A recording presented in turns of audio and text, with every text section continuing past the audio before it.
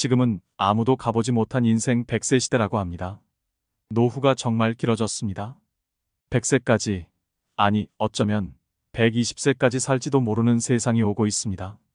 하지만 한국의 노인 빈곤율은 43%에 달해 OECD 가입국 중 가장 높은 것으로 나타났습니다. 준비 없이 오래 사는 것은 재앙이라고 합니다. 하지만 이렇게 오래 살 줄 몰랐기에 우리 대부분은 노후 준비를 해놓지 못했습니다. 노후는 인생의 마지막 불꽃을 피울 수 있는 시기입니다. 노후를 어떻게 보내느냐에 따라 인생 전체가 행복한 삶으로 결정될 수도 불행한 삶으로 결정될 수도 있습니다. 중년 노년이라면 여러분의 노후는 여러분의 부모와는 다릅니다. 우리는 우리의 부모님과는 다른 노후를 살아갈 수밖에 없습니다. 자녀에게 부양을 기대할 수도 없을 뿐더러 돈이 있다고 행복한 노후가 보장되는 것도 아닙니다. 수명은 늘고 퇴직은 빨라진 지금 몸과 마음이 함께 건강한 사람으로 행복한 노후를 영위할 수 있는 방법은 무엇일까요? 늙어가는 것은 바꿀 수 없지만 불행을 뿌리칠 수 있는 관점과 태도만은 자력으로 바꿀 수 있습니다. 그것이 노년에 가장 필요한 지혜입니다. 인생이 무료하고 무언가를 시작하기가 두려워진 중년 노년이라면 이 영상을 꼭 시청해 주기 바랍니다. 오늘은 한 부자 노인의 유언을 통해 죽음의 문턱에서 갖는 후회들 그리고 고마움들에 대한 이야기를 해보겠습니다. 더불어 법륜스님의 노후를 지혜롭게 보내는 4가지 방법에 대해서도 배워보겠습니다. 영상을 끝까지 시청해 주시고 주변의 소중한 분들에게도 공유하시면 더 많은 분들이 해안을 얻으실 수 있을 것입니다. 구독자 여러분 모두 황혼기를 황금기로 만드실 수 있는 시간이 되시길 소망합니다. 나의 편지를 읽게 될 소중한 지인들에게 바쁜 하루를 보내고 있다는 것을 압니다. 하지만 아무리 바빠도 밥은 꼭 챙겨 드세요. 여기까지 와보니 알겠습니다. 비싼 돈으로 산 핸드폰의 70%의 성능은 사용하지도 않았고 내 값비싼 차의 70%의 성능은 필요 없는 것이었고 호화로운 우리 집도 70%의 공간은 비어있는 것이나 마찬가지였으며 옷과 일용품들 70% 또한 지극히 필요가 없는 것이었습니다. 살아보니 인생은 경기장과 같더군요. 전반전은 학력, 지위, 권력 그리고 돈을 갖기 위해 애써 살아왔고 그런 것들이 높고 많으면 이기는 것인 줄 알았습니다. 하지만 후반전은 달랐습니다. 전반전의 승리를 위해 청춘을 바쳤던 하나밖에 없는 몸은 혈압당뇨, 혈당 요산을 낮추기에 후반전은 급급했답니다. 전반전은 나보다 높은 감독의 명령을 따라야 했고 후반전은 나의 명주를 잡고 있는 의사의 명령을 따라야 했습니다. 이제야 알겠더군요. 전반전에서 높이 쌓았던 모든 것들이 잘못하면 후반전에서 누릴 수가 없다는 걸 말입니다. 하물며 경기도 중간에 쉬는 시간이 있거늘 나도 쉬어가며 갔어야 했던 것을 전반전에서 앞만 보고 정신없이 살았던 날들 이제는 씁쓸한 추억으로 남았습니다. 나의 편지를 읽는 아직은 건강한 여러분들에게 딱히 아픈 곳이 없어도 잠자는 거 아까워하지 말고 음료수만 좋아하지 말고 물 많이 마시고 괴로운 일이 있어도 훌훌 털어버리세요. 양보하고 베푸는 삶도 나쁘지 않으니 그리 한번 살아보시구려. 돈과 권력이 있어도 교만하지 말고 부유하지 못해도 사소한 것에 만족하며 필요하지 않아도 휴식할 줄을 알며 아무리 바빠도 움직이고 좀 걷고 또 운동하세요.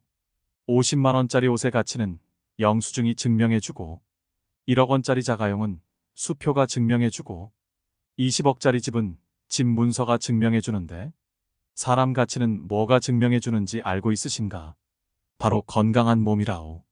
건강에 들이는 돈은 계산기로 두드리지 마세요.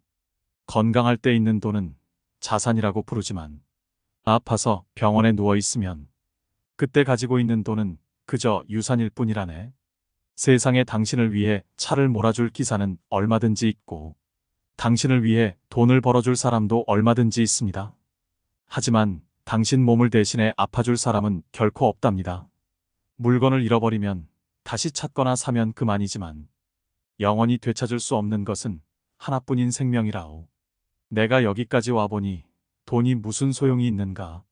내가 죽으면 나의 호화로운 별장은 내가 아닌 누군가가 살게 되겠죠. 내가 죽으면 나의 고급차 열쇠는 누군가의 손에 넘어가게 되겠죠. 많은 재물의 욕심은 나를 그저 탐욕스러운 늙은이로 만들어버렸다네. 내가 한때 자랑으로 알고 쌓았던 많은 것들인 돈, 권력, 지위가 이제는 그저 짐에 불과할 뿐. 그러니 전반전에 살고 있는 사람들아, 너무 애타게 살지들 마시고 후반전에서 살고 있는 사람들아, 아직 경기는 끝나지 않았으니 행복한 말년을 위해 지금부터라도 자신을 사랑하시라. 전반전에서 빛나는 승리를 거두었던 나는 후반전의 병마를 이기지 못하고 병원 특실에 이렇게 누워 죽을 날만 기다리고 있다. 아무리 시설이 좋은 특실이면 뭐해. 허름한 농촌 경로당보다 못하단 걸 알려주고 싶다오. 그래도 이 편지를 지인들에게 전할 수 있음에 따뜻한 기쁨을 느낀답니다. 바쁘게 세상 살아가는 그대들, 자신을 사랑하며 살아가기를. 힘없는 나는 이제 마음으로 그대들의 행운을 빌 뿐이라오. 누구보다 먼저 웃고 많이 웃는 행복한 나날들로 가득 채우시길. 여러분은 부자노인의 유언장을 듣고 어떤 생각이 드셨나요? 진정한 행복은 돈으로 살 수 없다는 말이 있습니다. 돈으로 집은 살 수는 있지만 단란한 가정은 살 수 없고, 침대는 살 수 있지만 잠은 살 수 없다. 시계는 살 수 있지만 시간은 살 수 없고, 또 약을 살 수는 있지만 건강은 살 수 없고, 피를 살 수는 있지만 생명을 살 수는 없다. 사람들은 높은 연봉이나 안정된 직장을 갖거나 멋진 배우자를 만나거나 사람들과의 관계가 좋으면 행복하다고 생각합니다. 사회적 성공을 쫓고 경제적 풍요를 갈망하며 타인의 인정을 갈구하는 데 많은 노력을 쏟는 이유입니다. 그런데 이렇게 행복을 외부적인 것에서 찾게 되면 자신이 느끼고 경험하는 일들에 대한 책임을 다른 사람이나 다른 것에 돌리게 됩니다. 누군가는 말합니다. 행복은 우리가 소유한 것들이 유형의 것이건 무형의 것이건 상관없이 그 양과 질이 증가하는 과정이 계속될 때 얻어진다고 합니다. 즉 행복은 어떤 성공의 도착점에 도착하여야만 비로소 얻을 수 있는 것이 절대 아니고, 변화의 길을 걸어가며 내딛는 발걸음마다 계속 남겨지는 발자국처럼 쫓아오는 거라고 합니다. 이처럼 인생의 마지막에서 노인이 깨달았던 것은 젊은 날을 아등바등 사느라 자기 자신을 제대로 돌보지 못한 것에 대한 후회이지 않을까요? 그럼 어떻게 하면 후회 없는 노후를 보낼 수 있을까요? 다음은 법륜 스님의 노후를 잘 보내는 방법 4가지입니다. 바로 시작하겠습니다. 첫 번째는 자식이 예쁘다고 가니고 쓸개고 다 퍼주면 안 됩니다. 자기 먹고 살 만한 재산은 적당히 갖고 있어야 합니다. 종종 그런 뉴스를 접합니다. 자식에게 전 재산 다 줬더니 집에서 쫓겨나거나 버림을 당합니다. 이거야말로 현대판 고려장 아닌가요? 내가 이제는 늙었다고 자식한테 재산을 물려주는 순간 3가지를 잃게 됩니다. 첫째로 자식을 잃습니다. 자식들이 자립심을 갖지 못하고 의지하는 습성만 갖게 됩니다. 두 번째로는 자식들에게 모든 것을 쏟아부어 나 자신의 생활이 없어지게 됩니다. 즉, 내 인생을 잃습니다. 마지막으로 내 재산을 잃습니다. 곶감 빼먹듯이 조금씩 조금씩 재산이 줄어 노년이 비참해질 수 있습니다. 당연히 부모의 재산을 물려준다는 생각을 버려야 합니다. 부모들은 자식을 위한 희생보다 자신의 노후와 행복을 위한 준비를 하셔야 합니다. 그래야 부모 자식 간의 관계를 오래도록 아름답게 할 수 있고, 또 늙어서 추하게 살지 않을 수 있습니다. 시골 사람이라면 집 한 채는 가지고 있어 반찬 길러 먹을 밭대기 하나, 논 한 마지기가 있으면 좋고, 도시 사람이라면 전세든 자가든 몸 하나 누울 방 한 칸은 있어야 하고, 통장에 용돈 쓸 만큼 넣어놓고 이자 받아서 보탰으면 됩니다. 큰 돈은 필요 없지만 그렇게 자기 삶에 최소한의 단도리를 해야 합니다. 돈이 모자라면 젊은 사람은 막노동이라도 해서 벌면 되지만, 늙으면 막노동도 못하는데 자식이 용돈 안 주나 이런 생각을 시작하면 자식을 원망하게 됩니다. 평생을 자식 위해 희생했더라도 노후에는 자기만 생각하세요. 그게 건강하고 평온한 노후를 만드는 길입니다. 두 번째는 욕심을 내려놔야 합니다. 이것도 하고 저것도 하고 싶어도 나이 들면 욕심을 부리면 안 됩니다. 아름답게 느껴지지 않고 추하게 느껴집니다. 내일 죽을지 모레 죽을지 모르니까. 아무것도 안 하고 놀아야 된다. 이런 얘기가 아닙니다. 욕심을 부리면 마음이 괴로워집니다. 과식해도 안 되고, 과금해도 안 되고, 과욕해도 안 되고, 과로해도 안 됩니다. 젊었을 때는 과로해서 피곤해도 하루 이틀 휴식하면 금방 회복이 되는데, 나이가 들어서는 노화를 급속도로 재촉하게 됩니다. 그러니 나이가 들수록 뭐든 과하지 않게 조절하는 지혜가 필요합니다. 음식이 아무리 맛있어도 적당히 소식하고, 돈을 더 벌어야지, 남들보다 더 잘 살아야지 하는 욕심도 내려놓아야 합니다. 예를 들면 수험생 한 명을 뽑는데 모두가 다 본인이 한 명에 들어갈 수 있다고 생각하고 100명이 달려듭니다. 그리고 그 한 명에 들지 못하면 마음이 굉장히 괴로워지고 우울증이 옵니다. 한 명을 뽑는 자리에서 박차고 나오고 마음을 낮추고 100명을 뽑는데 한 명이 모이는 자리로 내려가야 합니다. 공무원이나 군인의 경우도 마찬가지입니다. 과거에는 공무원이란 직업이 박봉이었지만 20년 넘게 일하면 연금이 꼬박꼬박 나와서 오늘날에는 꽤 좋은 직업에 속합니다. 그러니 퇴직하고 나서도 기본 생계 걱정은 안 될 정도니 노후 걱정할 일은 없겠으나 절대로 욕심부려 연금을 투자나 사업에 쓰지 말아야 합니다. 그렇게 남의 말만 듣고 한탕을 노리다가 가지고 있는 재산도 다 말아먹게 됩니다. 지금 가진 것에 만족하는 삶의 자세를 가지고 내가 가지지 못한 것에 몰두해 마음을 괴롭게 하지 마세요. 주어진 환경에 맞춰서 검소하게 살고 또 할 수 있는 만큼만 하면서 살아간다면 그거 자체로도 남은 삶이 행복할 수 있습니다. 세 번째는 자식에 대한 집착을 놓아야 합니다. 내 자식은 잘 됐으면 좋겠다. 이런 집착은 말할 것도 없고 자식한테 바라는 마음 자체를 버려야 합니다. 그렇지 않으면 자식을 원망하고 욕하게 됩니다. 자식을 욕하면 결국 내 욕이나 마찬가지입니다. 누가 낳았나 하면 할 말이 없고 누가 키웠나 해도 할 말이 없으니 제 얼굴에 침 뱉기인 것입니다. 그러니 자식에게는 바라는 게 없어야 합니다. 가끔 그런 질문을 받습니다. 자식에 대한 집착을 내려놓아야겠다는 생각은 드는데 자꾸 자식에 대해서 신경을 쓰게 됩니다. 성인이 된 자식에게 일으키는 마음은 모두 집착인가요? 그게 집착인지 물을 필요도 없이 당연히 집착입니다. 마치 남의 물건을 훔치는 것을 도둑질이라고 할 수 있을까요? 하고 묻는 것과 같습니다. 집착을 못 내려놓고 있는 사실을 있는 그대로 인식할 수 있어야 문제를 해결할 수 있는 기회라도 생깁니다. 그런데 이게 사랑이 아닐까? 이렇게 생각하니까 해결이 안 되는 겁니다. 또 때가 되면 자식을 독립시켜야 됩니다. 성인이 된 자식을 독립시키지 못하는 이유는 부모가 토끼나 다람쥐보다 못하기 때문입니다. 토끼나 다람쥐는 새끼를 키울 때는 어미의 목숨을 걸고 키웁니다. 그런데 사람은 자기 생각에 빠져서 목숨을 걸기는커녕 오히려 자기 인생이 더 중요하다고 아이를 남에게 맡기는 사람도 있습니다. 다람쥐는 새끼 때는 목숨을 걸고 새끼를 보호하다 성체가 되면 새끼에 대한 집착을 끊고 각자 알아서 살도록 합니다. 새끼가 죽어도 관여를 안 합니다. 그런데 사람은 자식이 다 큰 뒤에도 계속 집착을 합니다. 그러니 사람이 다람쥐보다 못해서 그렇다고 할 수밖에 없습니다. 우선 내가 집착하고 있구나 하고 자각을 해야 합니다.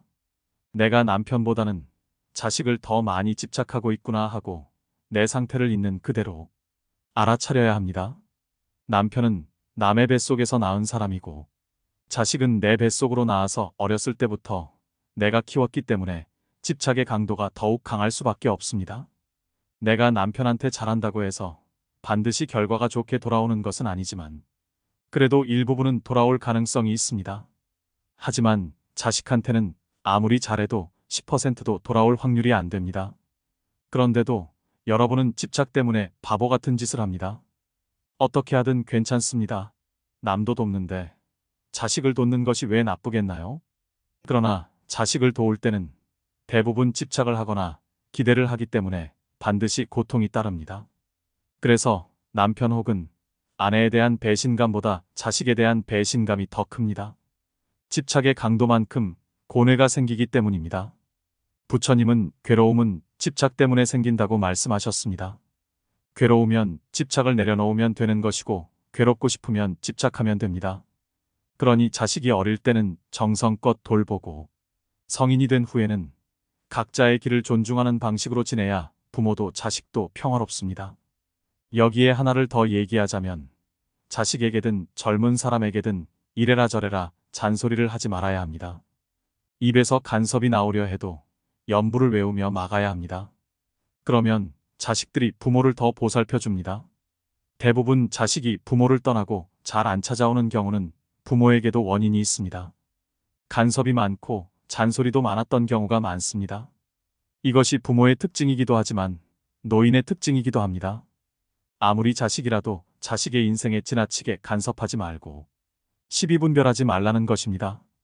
사람이 늙으면 늙는 대로 보기가 참 좋습니다. 나이가 좀 들어야 삶의 참맛이 있습니다. 봄에 피는 꽃도 예쁘지만 가을에는 단풍잎이 빨갛게 물들고 은행나뭇잎이 노랗게 물들는 것처럼 잘 물들면 봄꽃보다 더 예쁘고 아름다운 것이 단풍입니다. 늙어서 초라해지느냐 원숙해지느냐는 몸뚱이가 아니라 내 마음이 결정합니다.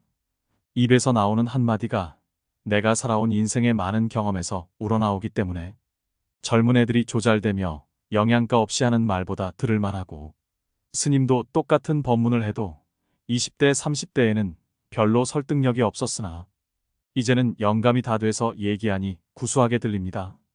나뭇잎이 떨어졌는데도 주워가는 건 단풍밖에 없습니다. 꽃이 아무리 예쁘다 해도 이미 진 꽃은 아무도 안 주워갑니다. 오직 잘 물든 단풍잎만 주워가니 이것이 의미하는 바가 있습니다. 여러분들도 잘 물들면 자식한테 버림받을 일 없습니다. 그러니 아름답게 늙기 위해서는 꼭 불교 신자가 아니더라도 수행을 하고 마음 공부를 해서 인생의 마무리를 아름답게 해야 합니다. 네 번째는 운동 겸 노동을 해야 합니다. 운동 습관만큼 든든한 노후 자산은 없습니다. 유병장수가 아닌 무병장수를 위한 최고의 자산입니다. 나이 들어 여기저기가 아파져도 무리는 하지 않는 수준에서 쉬지 않고 계속 몸을 움직여야 합니다. 운동을 한다고 해서 헬스장을 다니라는 것이 아니라 방 청소도 하고 설거지도 하고 시골에 산다면 농사일을 하면서 노동을 해야 합니다. 몸이 안 좋다고 매일 방에만 누워 있으면 오히려 건강이 안 좋아질 수도 있습니다. 꼭 돈을 벌기 위해 할 필요도 없고 소일거리 삼아 일을 해야 합니다. 가장 훌륭한 노후 준비는 평생 현역이라는 말이 있습니다. 퇴직 후에도 계속 일자리를 가지는 것입니다. 소득이 얼마냐는 크게 중요하지 않습니다. 일하는 즐거움으로 생활에 활력이 생기고 고립감도 해소됩니다. 또 소일거리라도 갖는다는 것은 노후에도 자기의 존재 가치를 확인한다는 의미입니다. 이 일을 통해 주변과 교류하면서 행복감을 느낄 수 있고 무료함의 지옥에서도 벗어날 수 있습니다. 노후의 3대 불안은 돈, 건강, 외로움이라고 합니다. 이 3대 불안을 한꺼번에 해소하는 것이 바로 노동입니다. 다만 젊을 때처럼 욕심을 내서 하던 일을 못 그만두고 무리하면 안 됩니다. 적당히 일하고 적당히 쉬어야 됩니다. 오늘의 영상 어떠셨나요? 인생은 길고 삶은 계속됩니다. 작은 것부터 실천하여 인생의 활력과 당당함 그리고 풍요로움이 따르길 소망합니다. 오늘도 인생의 미학과 함께 해주셔서 감사드립니다. 여러분의 지혜로운 인생을 언제나 응원합니다.